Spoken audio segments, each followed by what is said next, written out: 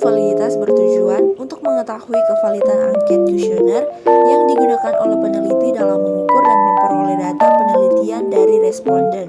Data yang baik dijadikan instrumen penelitian adalah data yang valid.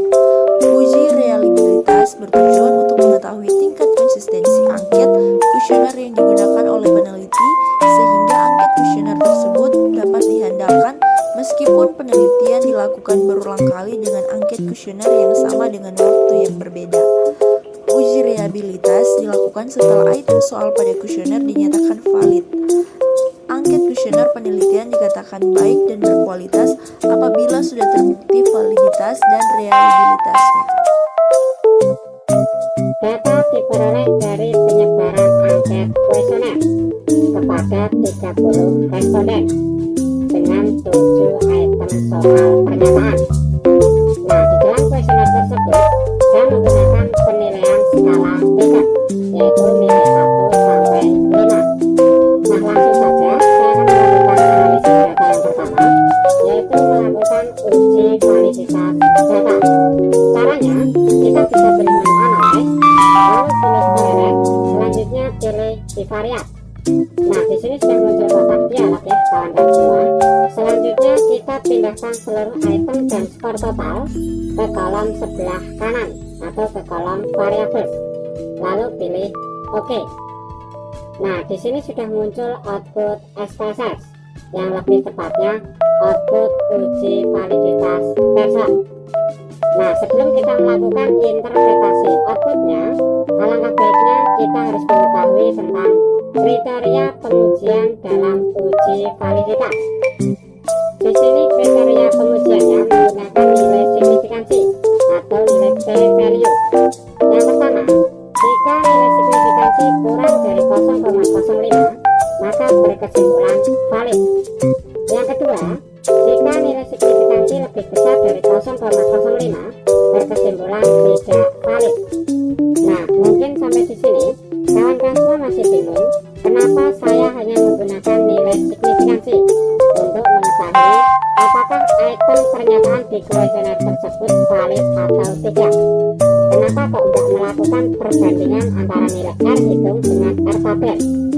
Nah, ini menurut saya pribadi ya kawan-kawan semua.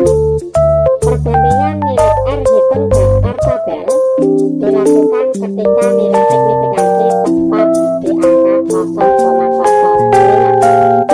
dan apabila nilai signifikansi kurang dari 0,05, maka bisa ditarik kesimpulan bahwa item pernyataan tersebut sudah valid. Nah, selanjutnya saya akan melakukan interpretasi output uji validitas.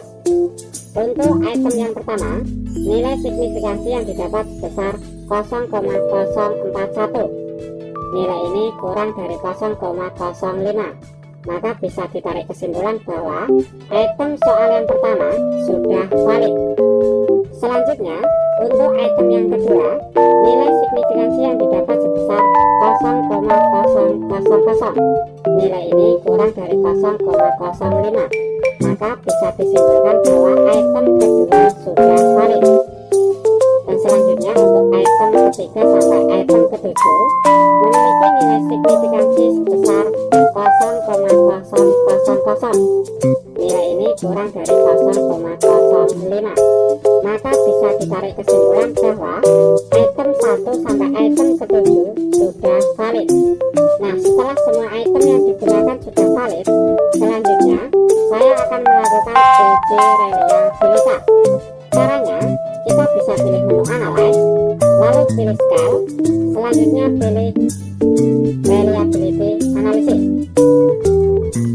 Nah, di sini sudah muncul kotak dialog ya kawan-kawan semua.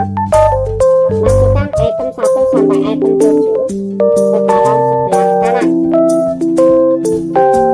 Lalu pilih OK. Nah, di sini sudah muncul output uji reliabilitas. Pada output uji reliabilitas ini, kawan-kawan semua bisa fokus pada tabel reliability statistik. Nah, sebelum kita melakukan interpretasi output uji reliabilitas, alangkah baiknya kita harus mengetahui tentang kriteria pengujian dalam uji reliabilitas. Menurut Imam Ghazali, Variabel dikatakan reliabel apabila nilai kontak alfa lebih besar dari 0,70. Nah, di sini di dalam output ini nilai kontak alfa yang didapat sebesar 0,732. Nilai tersebut lebih besar dari 0,70. Yang artinya variabel yang digunakan dalam penelitian sudah reliabel, maka bisa lanjut ke uji asumsi klasik.